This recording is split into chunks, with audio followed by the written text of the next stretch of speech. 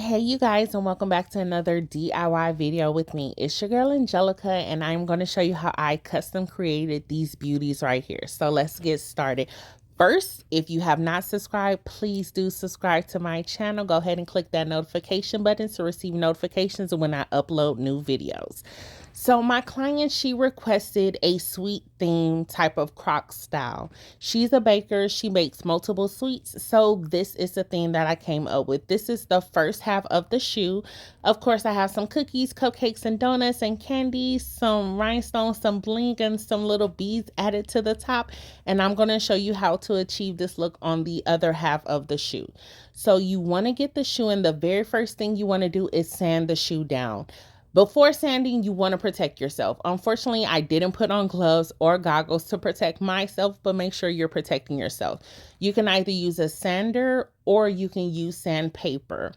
80 or 100 is good when sanding. So go ahead and sand the shoe all the way down, only the section where you're going to be applying glue and items. You don't want to sand any section that you're not applying nothing to, because it'll have a rough looking look to it as well as a rough feel.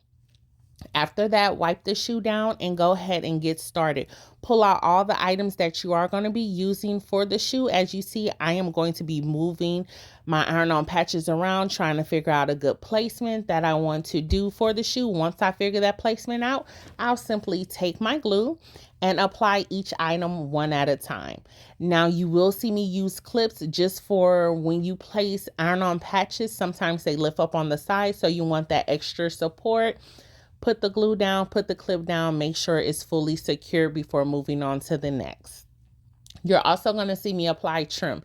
If I really slowed this video down to show you how slow I applied the trim to the shoe, it will simply amaze you. But I feel like trim is the base of the shoe if you're using trim on the shoe. So you do want to make sure that it is straight as possible and not crooked. When applying certain jewels down, if it's not going into the actual holes like the gibbets, you do kind of want to stick your finger inside the shoe just to push up on the item that you're applying down. So one finger pushing up, the other finger on the outside pushing down, just to get a full secure. I mean, once you finish bedazzling the shoe and customizing it, you do want it to sit for at least 72 hours, even more if possible, before you're giving it to your client. So I like to let my shoe sit for at least a week at the most before I ship it off to a client, because I want to check it, make sure all the jewels are fairly secure. I also want to, wash it just to make sure there's no glue residue or anything else. Now, once you've laid down the foundation of everything, you do want to get your glue. I am using E6000 with the jewel picker upper. I'm using 3 different type of pink stones to apply on the shoe. They're SS20s in the size, if that's what you guys wanted to know. And I'm just scattering them around. There's no certain pattern, no certain way, just laying it down in any open space that I see. Now, once I simply do that, I am going to move to the bead selection to add to the top. As you've seen on the other half of the shoe, they had colorful beads at the top, and that's what I'll be applying next once I finish up with all of the rhinestones applying. Now, these beads I purchased from Hobby Lobby. They were actually on sale for 50% off, which is great. Love when Hobby Lobby has a sale. But the only thing is, I do not like the line that they came on. So I like to purchase high strength line. I find it in the fishing section at Walmart all the time. It's very inexpensive.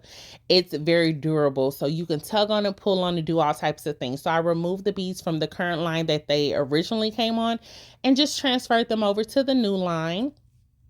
I am going to go ahead and add it to the shoe. Now, the easiest way you can use some jump hoops to add to the side of your Crocs, but I didn't have any at the time, so I just simply triple knotted the line on each side of the Croc. That actually worked out for me. I moved the strap back and forth just to make sure that it will be comfortable for my client and it's not going to be in the way or anything like that. To have extra security, I went ahead and went behind each bead and applied additional glue, just so the beads can stay in place and not move around when the client walks. And this is the final look of the shoe, you guys. I hope you guys enjoy watching the video just as much as I enjoy making it. If you created something from this video, go ahead and send me a message. Show me how it came out. I would love to see it and look and support you all as well. Thank you once again for stopping by. Remember, if you have not subscribed to my channel, go ahead and do so now. And if you're not new to this channel, welcome back. Hey, you guys have a blessed day. Bye.